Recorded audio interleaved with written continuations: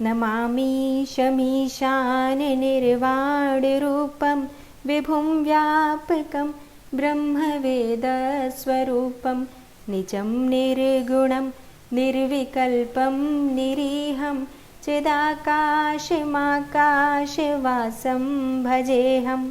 ओम नमः शिवाय। आज आप सुनेंगे शिव महापुराण का चौथा अध्याय।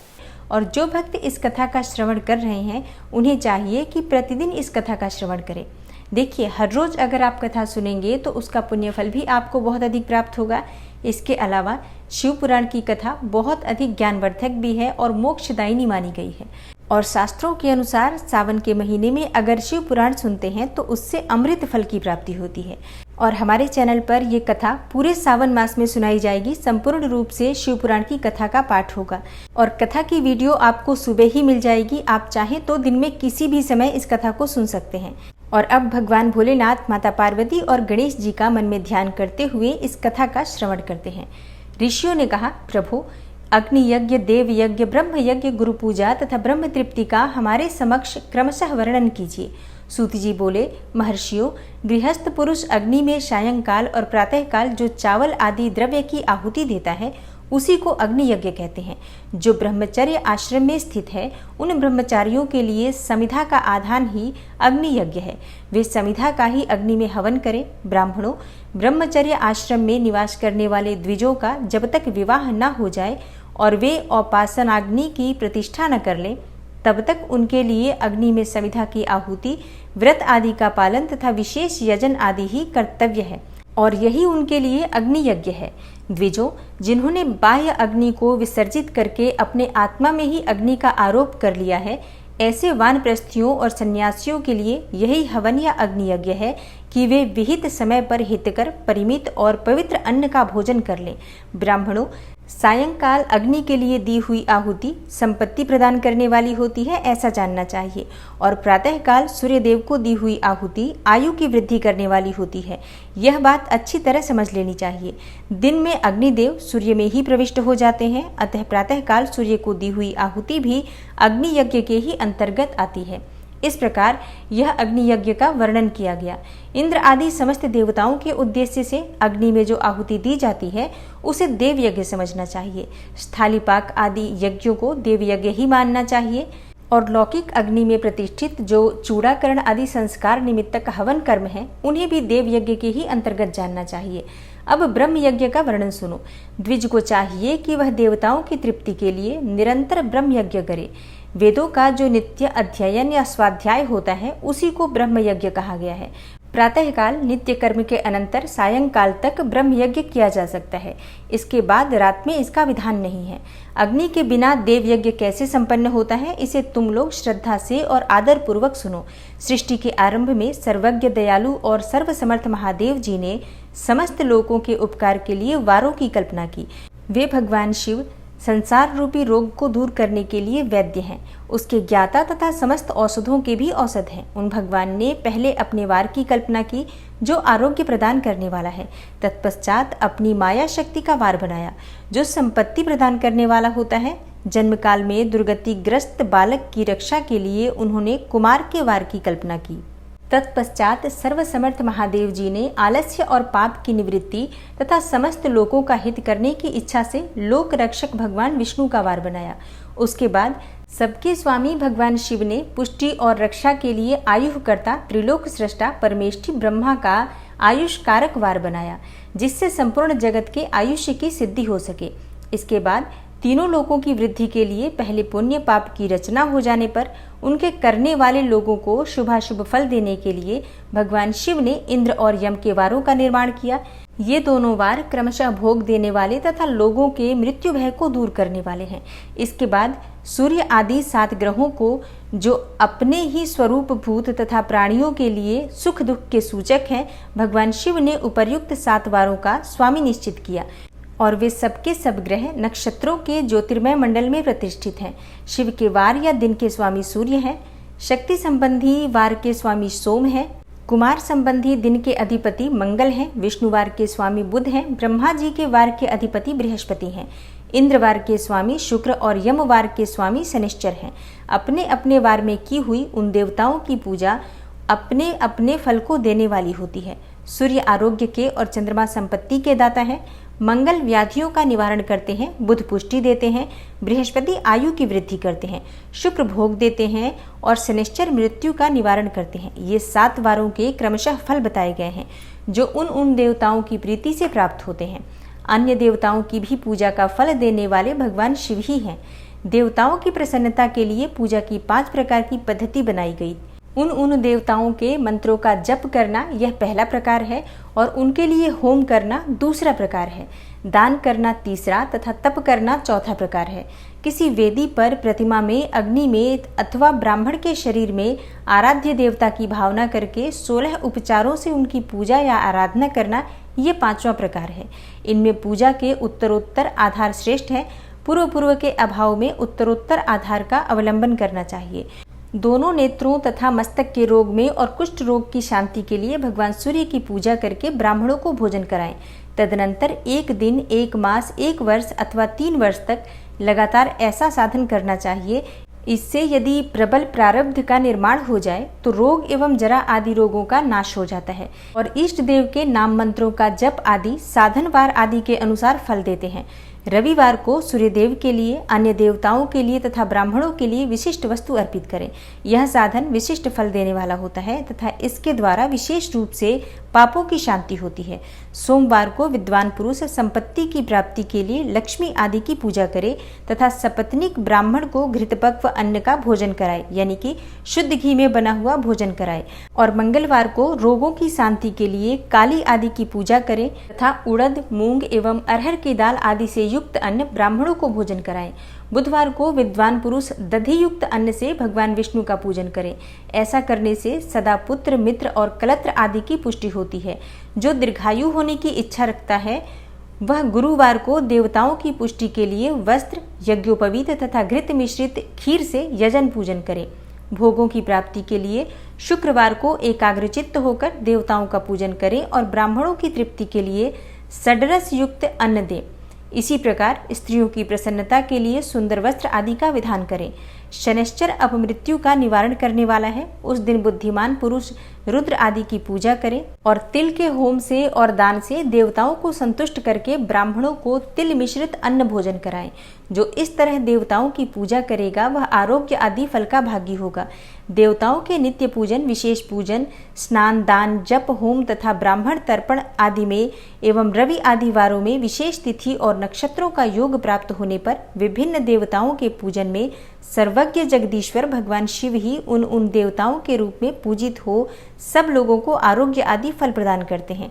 देश, काल, पात्र, द्रव्य, श्रद्धा एवं लोक के अनुसार उनके तारतम्य क्रम का ध्यान रखते हुए महादेव जी आराधना करने वाले लोगों को आरोग्य आदि फल देते हैं।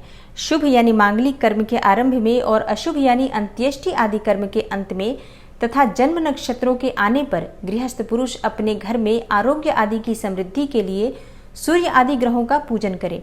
इससे सिद्ध है कि देवताओं का यजन संपूर्ण अभिष्ट वस्तुओं को देने वाला है। ब्राह्मणों का देव यजन कर्म वैदिक मंत्रों के साथ होना चाहिए। यहाँ ब्राह्मण शब्द क्षत्रिय और वैश्य का भी उपलक्षण है।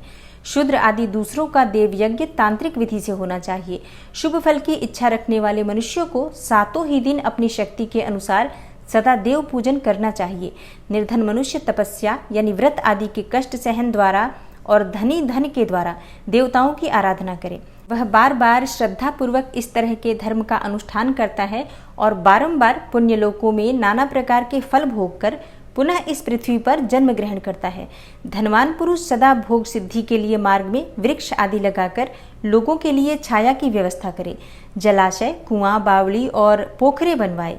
वेद शास्त्रों की प्रतिष्ठा के लिए पाठशाला का निर्माण करे तथा अन्यान्य प्रकार से भी धर्म का संग्रह करता रहे। धनी को यह सब कार्य सदा ही करते रहना चाहिए। समयानुसार पुण्य कर्मों के परिपाक से अंतःकरण शुद्ध होने पर ज्ञान की सिद्धि हो जाती है। द्विजों, जो इस अध्याय को सुनता, पढ़ता अथवा सुनने की व्यवस्था करता है उसे देव यज्ञ का फल प्राप्त होता है। तब ऋषियों ने कहा, समस्त पदार्थों के ज्ञाताओं में श्रेष्ठ सूत जी, अब आप क्रमशः देश, काल आदि का वर्णन करें। सूत जी बोले, महर्षियों, देव यज्ञ आदि कर्मों में अपना शुद्ध गृह समान फल देने वाला होता है। अर्थात अपने घर में किए हुए देव यज्ञ आदि शास्त्रोक्त फल को सम मात्रा में देने वाले होते हैं और गौशाला का स्थान घर की अपेक्षा 10 गुना फल देता है। जलाशय का तट उससे भी 10 गुना महत्व रखता है तथा जहाँ बेल, तुलसी एवं पीपल वृक्ष का मूल निकट हो वह स्थान जलाशय के तट से भी 10 गुना अधिक फल देने वाला होता है।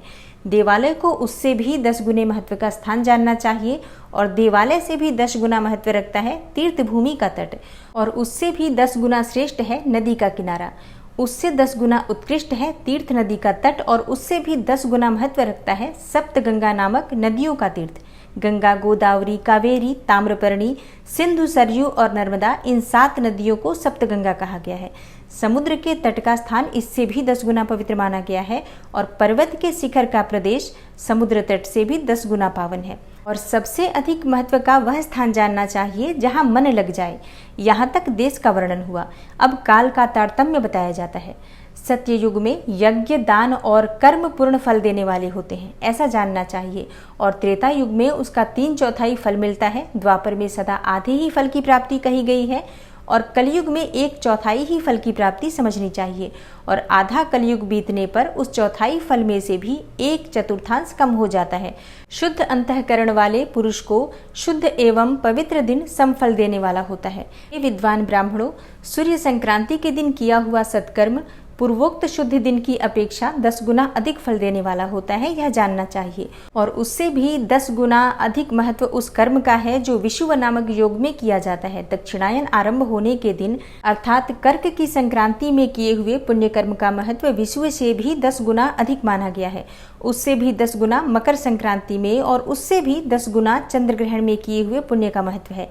सूर्य ग्रहण का सबसे उत्तम महत्व है। सूर्य ग्रहण में किए गए पुण्य कर्म का फल चंद्र ग्रहण से भी अधिक और पूर्ण मात्रा में होता है। इस बात को विज्ञ पुरुष जानते हैं। जगत रूपी सूर्य का राहु रूपी विष से संयोग होता है, इसलिए सूर्य ग्रहण का समय रोग प्रदान करने वाला होता है। अतः उस विष की शांति के लिए उस समय स्नान, दान और जप करें। वह काल विष की शांति के लिए उपयोगी होने के कारण पुण्यप्रद माना गया है। जन्म नक्षत्र के दिन तथा व्रत की पूर्ति के दिन का समय सूर्य ग्रहण के समान ही समझा जाता है, परंतु महापुरुषों के संग का काल करोड़ों सूर्य ग्रहण के समान पावन है, ऐसा ज्ञानी पुरुष जानते और मानते हैं।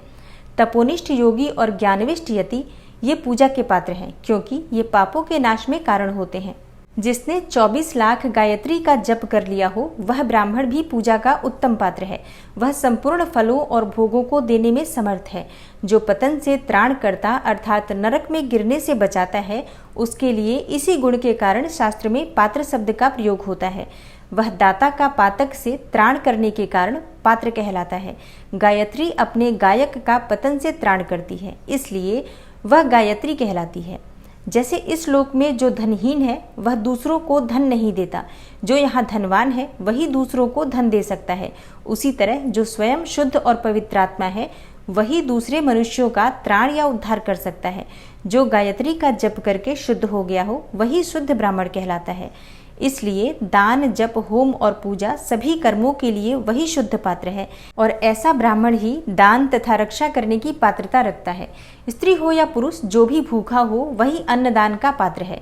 जिसको जिस वस्तु की इच्छा हो उसे वह वस्तु बिना मांगे ही दे दी जाए तो दाता को उस दान का पूरा पूरा फल प्राप्त होता है। ऐसी महर्षियों की मान्यता है। जो सवाल या याचना करने के बाद दिया गया हो वह दान आधा ही फल देने वाला माना गया है। अपने सेवक को दिया हुआ दान 1/4 फल देने वाला होता है। हे विप्रवरों, जो जाति मात्र से ब्राह्मण है और दीनता पूर्वक वृत्ति से जीवन बिताता है, उसे दिया हुआ धन का दान दाता को भूतल पर 10 वर्षों तक भोग प्रदान करने वाला होता है। वही दान यदि वेद वेत्ता ब्राह्मण को दिया जाए तो वह स्वर्गलोक में देवताओं के वर्ष से 10 वर्षों तक दिव्य भोग देने वाला होता है। शील और उच्च वृत्ति से लाया हुआ और गुरु दक्षिणा में प्राप्त हुआ अन्न धन शुद्ध द्रव्य कहलाता है। उसका दान दाता को पूर्ण फल देने वाला बताया गया है। क्षत्रियों का शौर्य से कमाया हुआ, वैश्यों का व्यापार से आया हुआ और शूद्रों का सेवा वृत्ति से प्राप्त किया हुआ धन भी उत्तम द्रव्य कहलाता है। धर्म की रक्षा करने वाली स्त्रियों को जो धन पिता एवं पति से मिला हुआ हो उनके लिए वह उत्तम द्रव्य है। गौ आदि 12 वस्तुओं का चैत्र आदि 12 महीनों में क्रमशः दान करना चाहिए।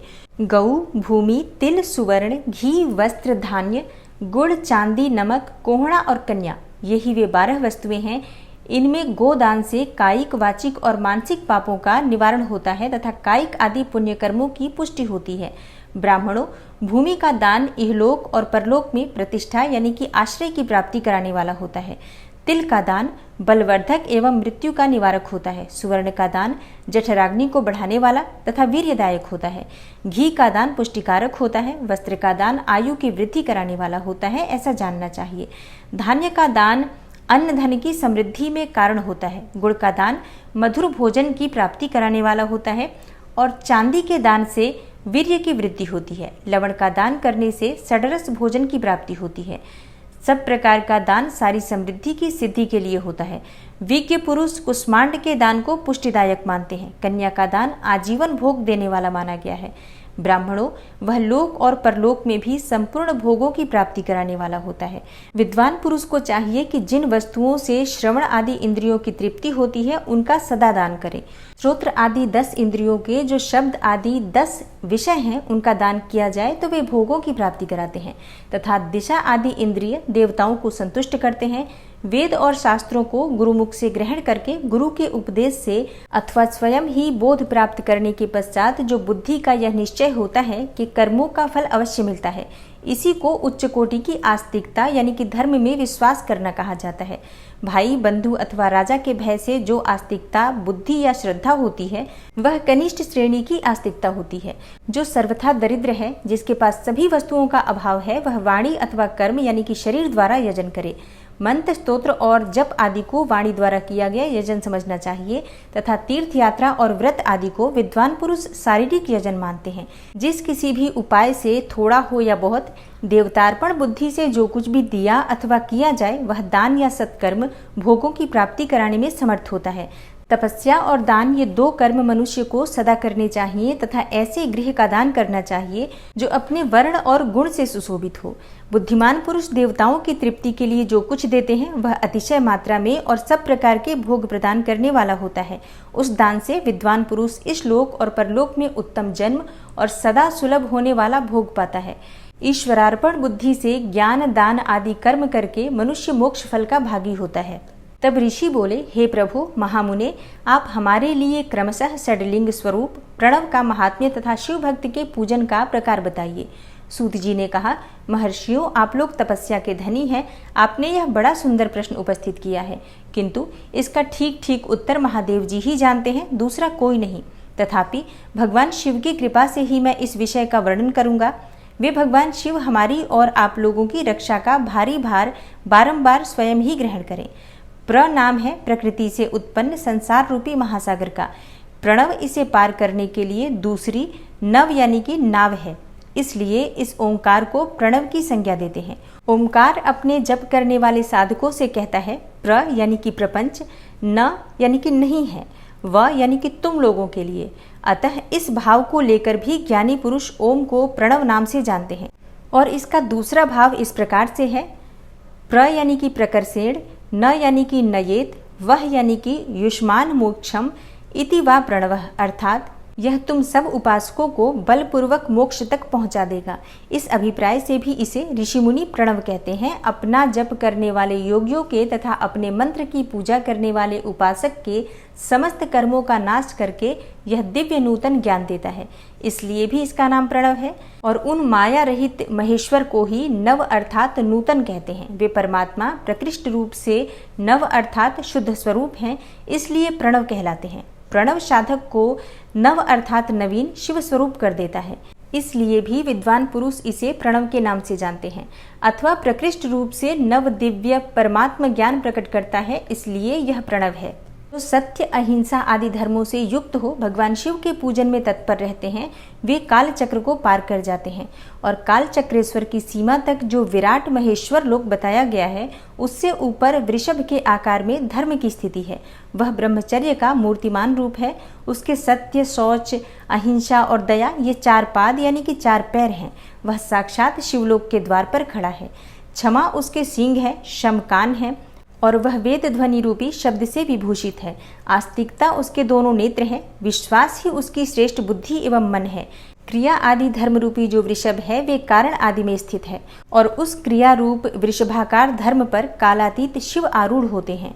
ब्रह्मा, विष्णु और महेश्वर की जो अपनी अपनी आयु है उसी को दिन कहते हैं। जहाँ धर्म रूपी वृषभ की स्थिति है उससे ऊपर न दिन है न रात्रि, और वहाँ जन्म मरण आदि भी नहीं है। ऋषि बोले, सर्वज्ञों में श्रेष्ठ सूत जी, बंधन और मोक्ष का स्वरूप क्या है यह हमें बताइए। सूत जी ने कहा, महर्षियों में बंधन और मोक्ष का स्वरूप तथा मोक्ष के उपाय का वर्णन करूंगा, तुम लोग आदर पूर्वक सुनो। जो प्रकृति आदि 8 बंधनों से बंधा हुआ है वह जीव बद्ध कहलाता है, और जो उन 8 बंधनों से छूटा हुआ है उसे मुक्त कहते हैं। प्रकृति आदि को वश में कर लेना मोक्ष कहलाता है। बंधन आगंतुक है और मोक्ष स्वतः सिद्ध है। बद्ध जीव जब बंधन से मुक्त हो जाता है तब उसे मुक्त जीव कहते हैं। प्रकृति, बुद्धि, त्रिगुणात्मक अहंकार और 5 तन्मात्राएं हैं, इन्हें ज्ञानी पुरुष प्रकृत्याद्यष्टक मानते हैं। प्रकृति आदि 8 तत्वों के समूह से देह की उत्पत्ति हुई है और देह से कर्म उत्पन्न होता है और फिर कर्म से नूतन देह की उत्पत्ति होती है। इस प्रकार बारंबार जन्म और कर्म होते रहते हैं। शरीर को स्थूल, सूक्ष्म और कारण के भेद से 3 प्रकार का जानना चाहिए। स्थूल शरीर व्यापार कराने वाला, सूक्ष्म शरीर इंद्रिय भोग प्रदान करने वाला और कारण शरीर आत्मानंद की अनुभूति कराने वाला कहा गया है। जीव को उसके प्रारब्ध कर्मानुसार सुख और दुख प्राप्त होते हैं। वह अपने पुण्य कर्मों के फलस्वरूप सुख और पाप कर्मों के फलस्वरूप दुख का उपभोग करता है। अतः कर्म पास से बंधा हुआ जीव अपने त्रिविध शरीर से होने वाले शुभाशुभ कर्मों द्वारा सदा चक्र की भांति बारंबार घुमाया जाता है। इस चक्रवत भ्रमण की निवृत्ति के लिए चक्रकर्ता का स्तवन एवं आराधन करना चाहिए। प्रकृति आदि जो 8 पाश बतलाए गए हैं उनका समुदाय ही महाचक्र है, और जो प्रकृति से परे है वे परमात्मा शिव हैं। भगवान महेश्वर ही प्रकृति आदि महाचक्र के कर्ता हैं, क्योंकि वे प्रकृति से परे हैं। जैसे बकायन नामक वृक्ष का थाला जल को पीता और उगलता है, उसी प्रकार शिव प्रकृति आदि को अपने वश में करके उस पर शासन करते हैं।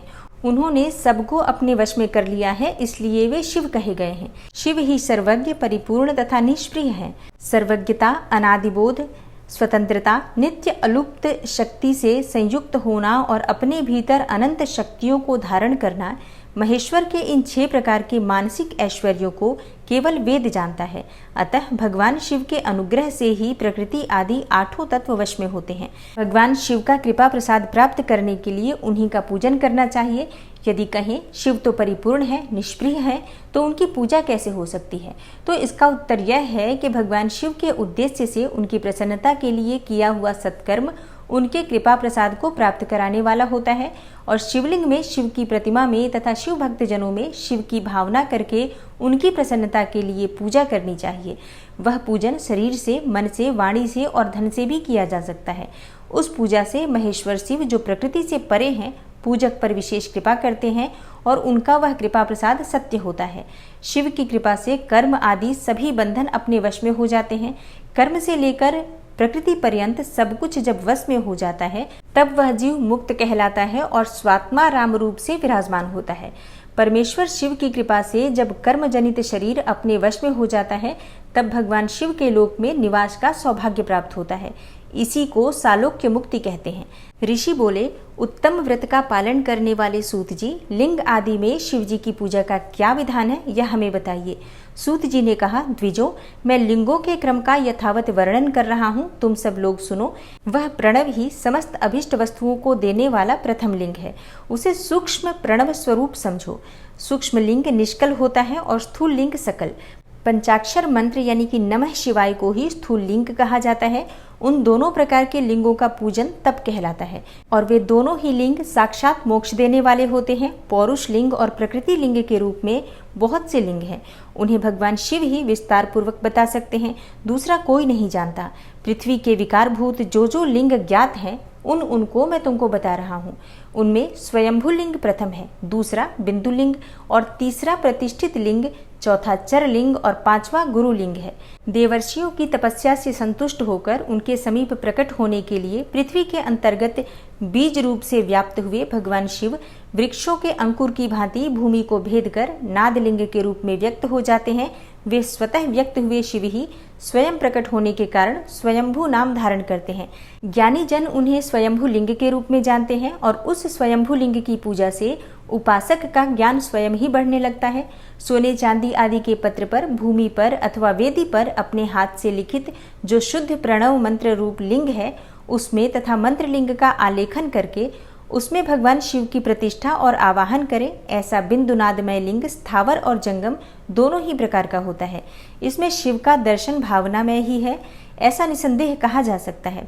जिसको जहाँ भगवान शंकर के प्रकट होने का विश्वास हो, उसके लिए वहीं प्रकट होकर वे अभीष्ट फल प्रदान करते हैं। अपने हाथ से लिखे हुए यंत्र में अथवा अकृत्रिम स्थावर आदि में भगवान शिव का आवाहन करके 16 उपचारों से उनकी पूजा करें। ऐसा करने से साधक स्वयं ही ऐश्वर्य को प्राप्त कर लेता है और इस प्रकार साधन के अभ्यास से उसको ज्ञान भी होता है। देवताओं और ऋषियों ने आत्मसिद्धि के लिए अपने हाथ से वैदिक मंत्रों के उच्चारण पूर्वक शुद्ध मंडल में शुद्ध भावना द्वारा जिस उत्तम शिवलिंग की स्थापना की है, उसे पौरुष लिंग कहते हैं तथा वही प्रतिष्ठित लिंग कहलाता है। उस लिंग की पूजा करने से सदा पौरुष ऐश्वर्य की प्राप्ति होती है। महान ब्राह्मण और महाधनी राजा किसी कारीगर से शिवलिंग का निर्माण कराकर जो मंत्र पूर्वक उसकी स्थापना करते हैं, उनके द्वारा स्थापित हुआ वह लिंग भी प्रतिष्ठित लिंग कहलाता है, किंतु वह प्राकृत लिंग है, इसलिए प्राकृत ऐश्वर्य भोग को ही देने वाला होता है।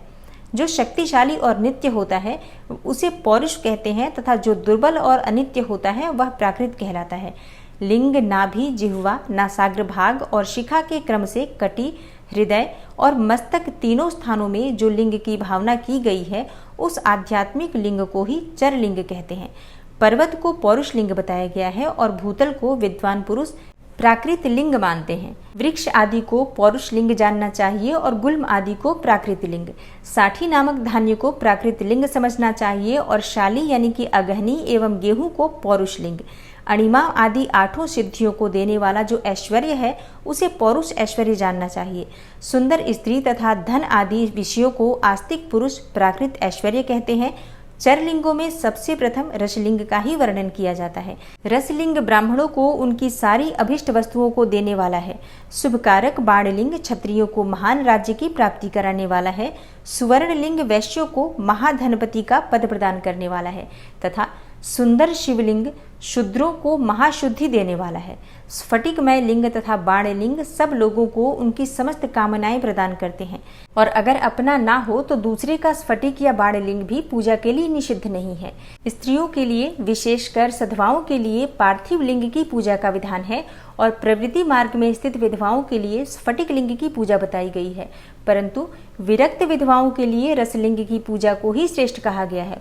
उत्तम व्रत का पालन करने वाले महर्षियों बचपन में, जवानी में और बुढ़ापे में भी शुद्ध स्फटिकमय शिवलिंग का पूजन स्त्रियों को समस्त भोग प्रदान करने वाला है और गृहासक्त स्त्रियों के लिए पीठ पूजा भूतल पर संपूर्ण अभिष्ट को देने वाली है। प्रवृत्ति मार्ग में चलने वाला पुरुष सुपात्र गुरु के सहयोग से ही समस्त पूजा कर्म संपन्न करे और इष्ट देव का अभिषेक करने के पश्चात अगहनी के चावल से बने हुए खीर आदि पकवानों द्वारा नैवेद्य अर्पण करें। पूजा के अंत में शिवलिंग को संपुट में पधराकर घर के भीतर पृथक रख दें। जो निवृत्ति मार्गी पुरुष हैं, उनके लिए हाथ पर ही शिवलिंग पूजा का विधान है। उन्हें भिक्षा आदि से प्राप्त हुए अपने भोजन को ही नैवेद्य रूप में निवेदित करना चाहिए और निवृत्त पुरुषों के लिए सूक्ष्म लिंग ही श्रेष्ठ बताया जाता है।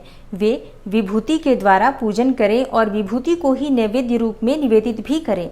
पूजा करके उस लिंग को सदा अपने मस्तक पर धारण करें। विभूति 3 प्रकार की बताई गई है: लोकाग्नि जनित, वेदाग्नि जनित और शिवाग्नि जनित। लोकाग्नि जनित या लौकिक भस्म को द्रव्यों की शुद्धि के लिए लाकर रखें। मिट्टी, लकड़ी और लोहे के पात्रों की, धान्यों की, तिल आदि द्रव्यों की, वस्त्र आदि की तथा पर्युषित वस्तुओं की भस्म से शुद्धि होती है। कुत्ते आदि से दूषित हुए पात्रों की भी भस्म से ही शुद्धि मानी गई है। वस्तु विशेष की शुद्धि के लिए यथा योग्य सजल अथवा निर्जल भस्म का उपयोग करना चाहिए। वेदाग्नि जनित जो भस्म है उसको उन वैदिक कर्मों के अंत में धारण करना चाहिए। मंत्र और क्रिया से जनित जो होम कर्म है वह अग्नि में भस्म का रूप धारण करता है। उस भस्म को धारण करने से वह कर्म आत्मा में आरोपित हो जाता है। अघोर मूर्तिधारी शिव का जो अपना मंत्र है उसे पढ़कर बेल की लकड़ी को जलाएं।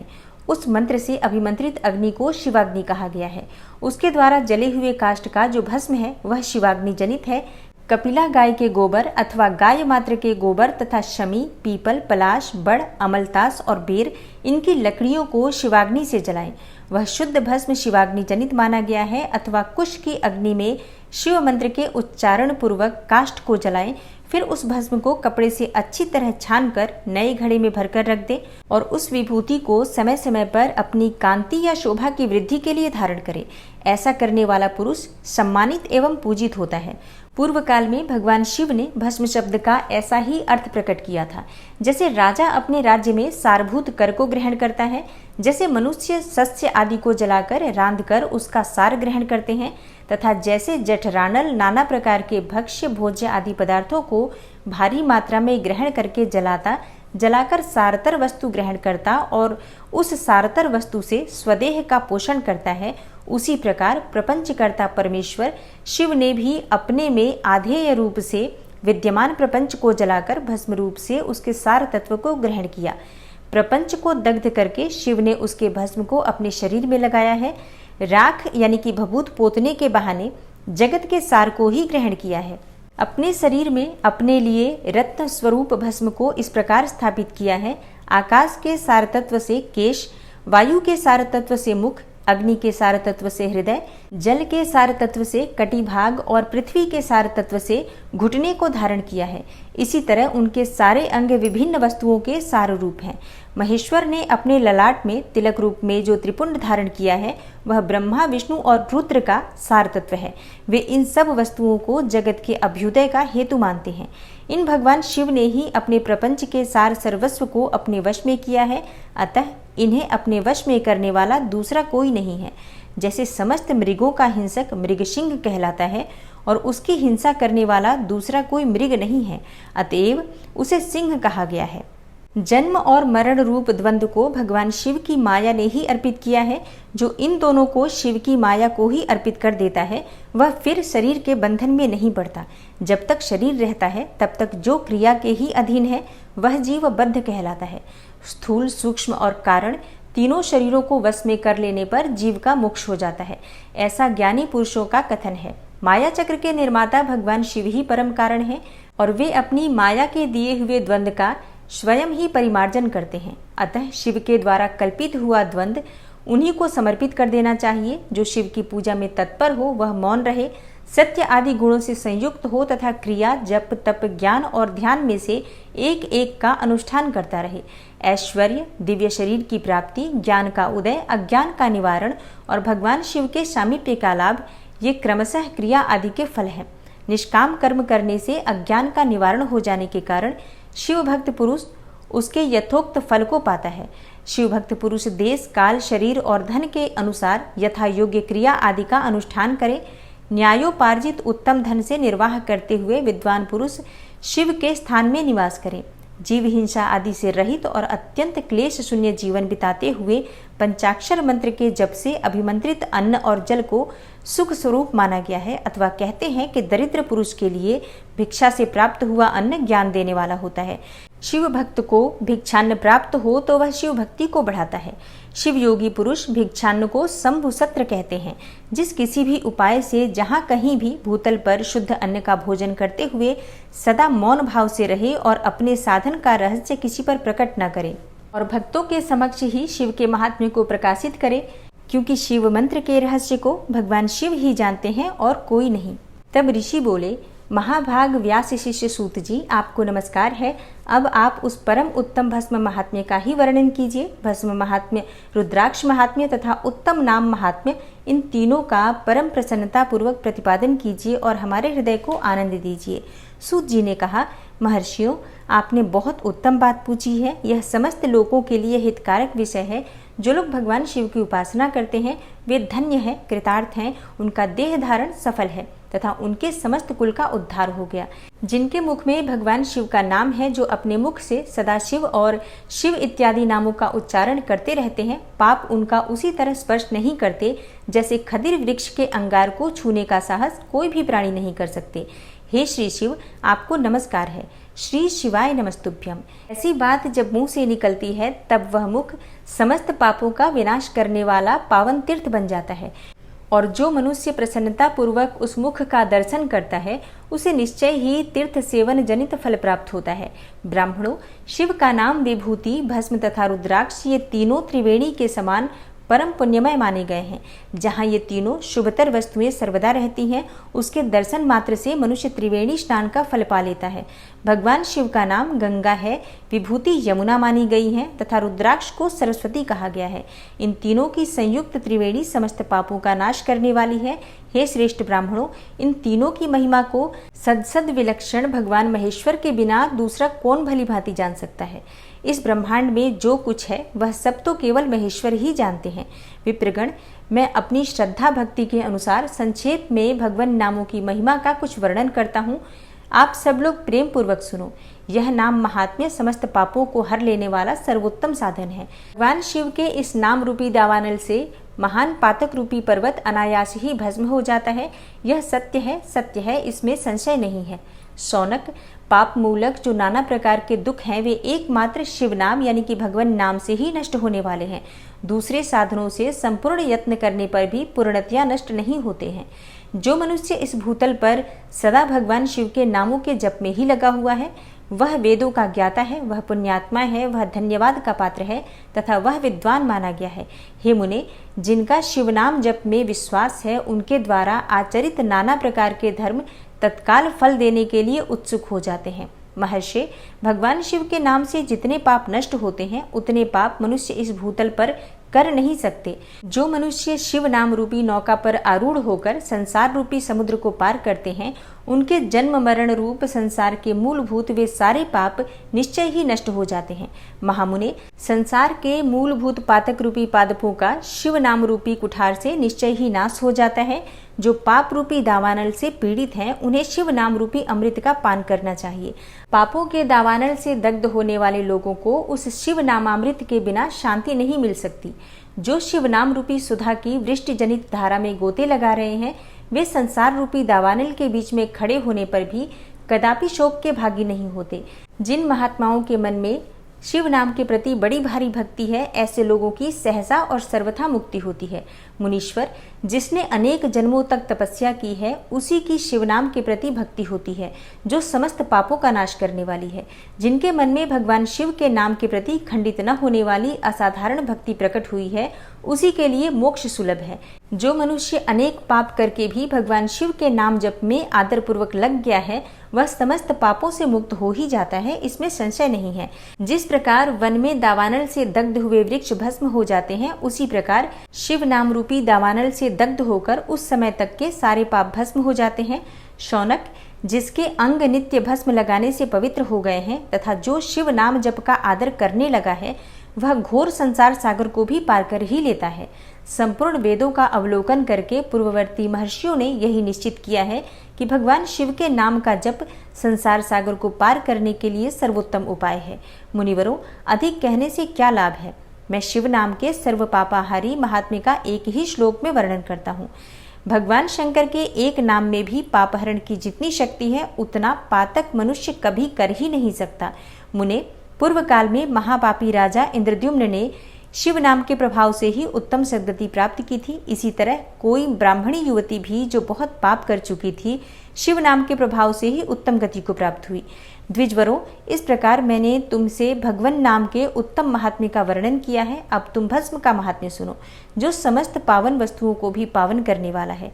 महर्षियों, भस्म संपूर्ण मंगलों को देने वाला तथा उत्तम है। उसके दो भेद बताए गए हैं, उन भेदों का मैं वर्णन करता हूँ, सावधान होकर सुनो।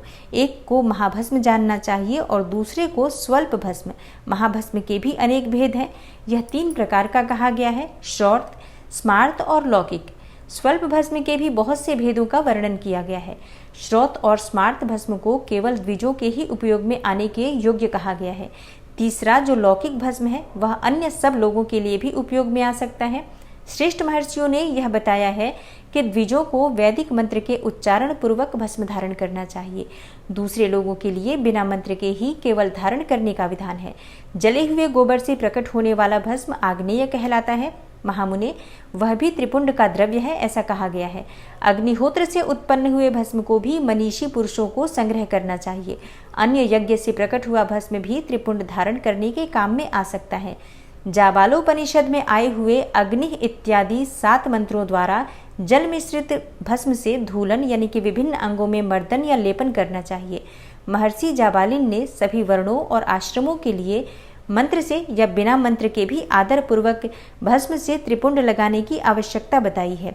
समस्त अंगों में सजल भस्म को मलना अथवा विभिन्न अंगों में तिरछा त्रिपुंड लगाना, इन कार्यों को मोक्षार्थी पुरुष प्रमाद से भी न छोड़े, ऐसा श्रुति का आदेश है।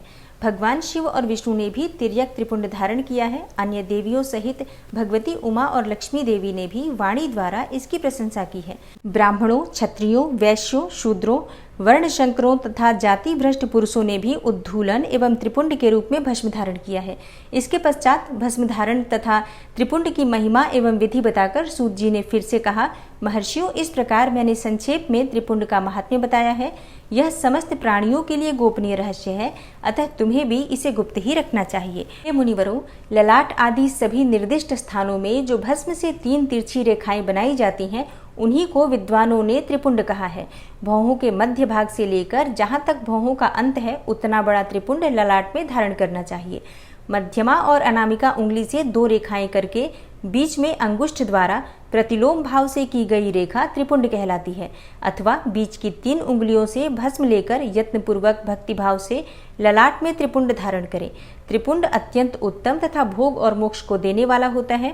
त्रिपुंड की 3 रेखाओं में से प्रत्येक के 9 देवता हैं, जो सभी अंगों में स्थित हैं। मैं उनका परिचय देता हूँ, सावधान होकर सुनो। मुनिवरों, प्रणव का प्रथम अक्षर अकार, गार्हपत्य अग्नि, पृथ्वी, धर्म रजोगुण, ऋग्वेद, क्रियाशक्ति, प्रातः सवन तथा महादेव, ये त्रिपुंड की प्रथम रेखा के 9 देवता हैं। यह बात शिव दीक्षापरायण पुरुषों को अच्छी तरह समझ लेनी चाहिए।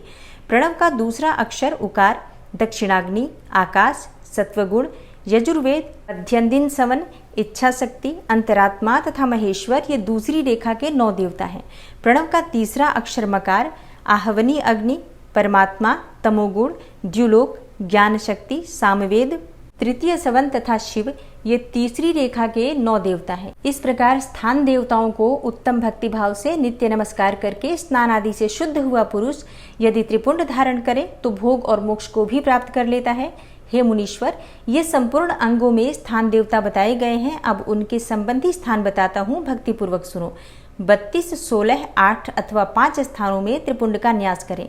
मस्तक, ललाट, दोनों कान, दोनों नेत्र, दोनों नासिका, मुख, कंठ, दोनों हाथ, दोनों कोहनी, दोनों कलाई, हृदय, दोनों पार्श्वभाग, नाभि, दोनों अंडकोश, दोनों उरु, दोनों गुल्फ, दोनों घुटने, दोनों पिंडली और दोनों पैर, ये 32 उत्तम स्थान हैं। इनमें क्रमशः अग्नि, जल, पृथ्वी, वायु, 10 दिक् प्रदेश, 10 दिक्पाल तथा 8 वसुओं का निवास है। धर, ध्रुव, सोम, आप, अनिल, अनल, प्रत्युष और प्रभास, ये 8 वसु कहे गए हैं। इन सब का नाम मात्र लेकर इनके स्थानों में विद्वान पुरुष त्रिपुंड धारण करे अथवा एकाग्र चित्त हो 16 स्थान में ही त्रिपुंड धारण करे। मस्तक, ललाट, कंठ, दोनों कंधों, दोनों भुजाओं, दोनों कोहनियों तथा दोनों कलाइयों में, हृदय में, नाभि में, दोनों पसलियों में तथा पृष्ठ भाग में त्रिपुंड लगाकर वहां दोनों अश्विनी कुमारों को शिव शक्ति, रुद्र ईश तथा नारद का और वामा आदि 9 शक्तियों का पूजन करें। ये सब मिलकर 16 देवता हैं। अश्विनी कुमार 2 कहे गए हैं, नासत्य और दस्र अथवा मस्तक, केश, दोनों कान, मुख, दोनों भुजा, हृदय, नाभि, दोनों उरु, दोनों जानू, दोनों पैर और पृष्ठभाग, इन 16 स्थानों में 16 त्रिपुंड का न्यास करे। मस्तक में शिव, केश में चंद्रमा, दोनों कानों में रुद्र और ब्रह्मा, मुख में विघ्नराज गणेश, दोनों भुजाओं में विष्णु और लक्ष्मी, हृदय में शंभु, नाभि में प्रजापति, दोनों उरुओं में नाग और नाग कन्याएं, दोनों घुटनों में ऋषि कन्याएं, दोनों पैरों में समुद्र तथा विशाल पृष्ठभाग में संपूर्ण तीर्थ देवता रूप से विराजमान है। इस प्रकार 16 स्थानों का परिचय दिया गया और अब 8 स्थान बताए जाते हैं। गुह्य स्थान, ललाट, परम उत्तम कर्णयुगल, दोनों कंधे, हृदय और नाभि, ये 8 स्थान हैं। इन स्थानों में ब्रह्मा और सप्तर्षि, ये 8 देवता बताए गए हैं। मुनीश्वरों, भस्म के स्थान को जानने वाले विद्वानों ने इस तरह 8 स्थानों का परिचय दिया है, अथवा मस्तक, दोनों भुजाएं, हृदय और नाभि, इन 5 स्थानों को भस्मवेता पुरुषों ने भस्म धारण करने के योग्य बताया है। यथासंभव देश काल आदि की अपेक्षा रखते हुए उद्धूलन मतलब भस्म को अभिमंत्रित करना और जल में मिलाना आदि कार्य करें। यदि उद्धूलन में भी असमर्थ हो तो त्रिपुंड आदि लगाएं। त्रिनेत्रधारी, तीनों गुणों के आधार तथा तीनों देवताओं के जनक भगवान शिव का स्मरण करते हुए नमः शिवाय कहकर ललाट में त्रिपुंड लगाना चाहिए। ईशाभ्याम नमः ऐसा कहकर दोनों पार्श्व भागों में त्रिपुंड धारण करें। बीजाभ्याम नमः ऐसा बोलकर दोनों कलाइयों में भस्म लगाएं। पितृभ्याम नमः कहकर नीचे के अंग में, उमेशाभ्याम नमः कहकर ऊपर के अंग में तथा भीमाय नमः कहकर पीठ में और सिर के पिछले भाग में त्रिपुंड लगाना चाहिए। ओम नमः शिवाय। श्री शिवाय नमस्तुभ्यम। दोस्तों, अगर आप सावन मास का महात्म्य सुनना चाहते हैं तो सावन मास महात्म्य की वीडियो चैनल पर प्रतिदिन अपलोड होती है। ज़रूर आप लोग उसे भी सुना कीजिए। और इसके अलावा भी सनातन धर्म में आने वाले सभी व्रत और त्योहार जैसे कि एकादशी, प्रदोष, पूर्णिमा, अमावस्या, इन सभी व्रतों की कथाएं और व्रत की सही तारीख और सही पूजा विधि भी समय से पहले ही अपलोड हो जाती है। तो आप लोग चैनल से जुड़िए, उन वीडियोस को भी ज़रूर देखिए। मिलती हूँ मैं आपसे अगली वीडियो में। तब तक के लिए नमस्कार।